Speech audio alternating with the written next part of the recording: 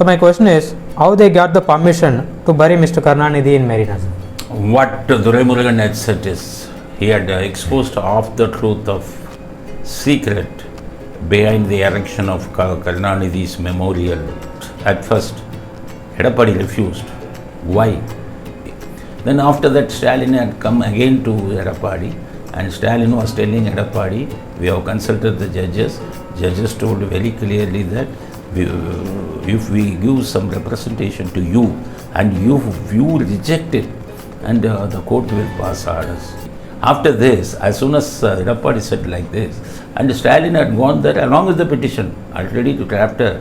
He had already drafted the petition, and as soon as Edapadi said that just you can give a petition, and Stalin was giving the petition to the Edapadi. Okay, this is the petition, you just reject it. I want your rejection order within 1 hour. This is what Stalin asked Edapadi.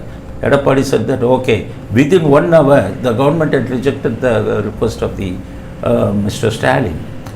Can you get any government order within 1 hour? You can imagine. Full of conspiracy which was going on between Stalin and Edapadi. Within 1 hour, Edapadi had rejected the petition, rejected the request. With that request, they went to the court. And again, for this purpose, the court was conducting the case at the midnight, 12 o'clock, 1 o'clock. The court was conducting the case for whether memorial can be erected for Karunanidhi at Marina Beach. They were conducting the proceeding. Will the court conduct any such proceeding for a poor man or for a middle class man?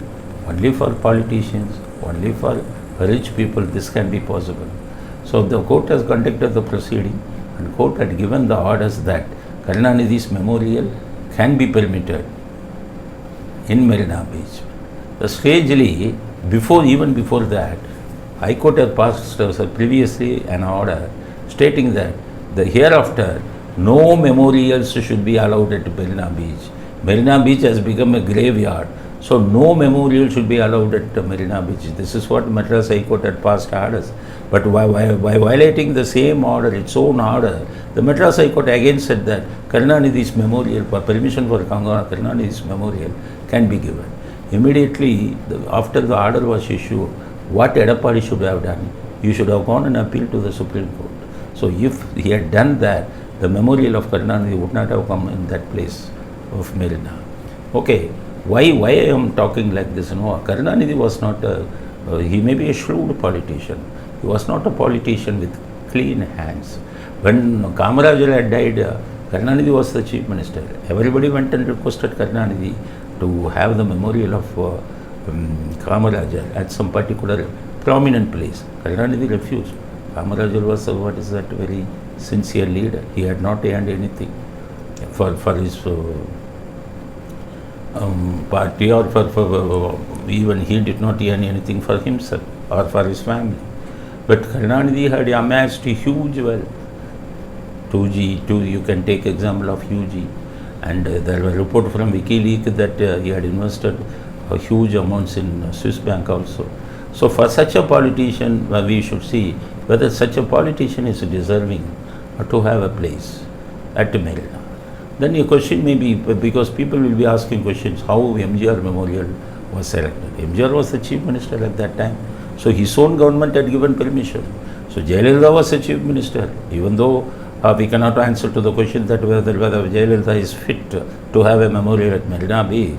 But there was a government, the Jayalalitha ADMK government. They have given the permission. But when Karunanidhi died, DMK was not in power. It was the ADMK which was in power. So by having such by colluding with themselves, by hatching a conspiracy, both Edapadi and Stalin, they had colluded with each other, and permission was given for Karunanidhi's memorial. Because why I am saying that Karunanidhi does not deserve for a memorial at Marina Beach, everyone should know, because I have got a long history of seeing the political events in Tamil Nadu. Because before Karunanidhi became the chief minister, everything was good in Tamil Nadu. 1967, before 1967, Congress was in power. Those ministers and chief ministers did not earn anything. So after 1967, Annadurai was elected as the chief minister. Even though there are so many accusations against Annadurai with regard to his atheist activities, but Annadurai was basically a good person. When he died, there was not even 100 rupees at his home. When somebody asks the wife of Annadurai 100 rupees for the funeral expenses, because they didn't have the change, Karunanidhi didn't have a change, he just asked Rani Annadurai's wife, do you have 100 rupees? She said, I don't have. Chief Minister's wife. Then Karunanidhi asked, why you don't have 100 rupees? She said, he will be giving only after getting the salary. He will be giving for household expenses only after getting his salary. This is how Anna had conducted the government. He was spending even for his own expenses only by getting the salary of the chief minister. He was such a simple man. Only in that aspect I admire him, but not for his atheist activities, because Annadurai was involved in atheist activities and offended the sentiments of the Hindu people. So we do not support him. But in this aspect, he was a very sincere politician. He was a very simple man. So he had died in 1969 due to cancer. After that, Karunanidhi became the chief minister. Only after 1969, the entire political system of Tamil Nadu was collapsed. Karunanidhi was responsible for opening all the wine shops. He was the first one who had lifted the prohibition. Rajaji went to Karunanidhi's house and begged him, please don't open wine shops. That is what Rajaji had requested to Karunanidhi. Karunanidhi did not even heed his request, and he had opened all the wine shops. That was a great blunder, because he had introduced liquor to the people of Tamil Nadu. Number one, he had introduced the bogus voting. He was responsible for all the bogus voting. He had introduced violence in politics. All such we can go on telling what were all his negative achievements. This is how Karunanidhi performed. Karunanidhi had conducted the government.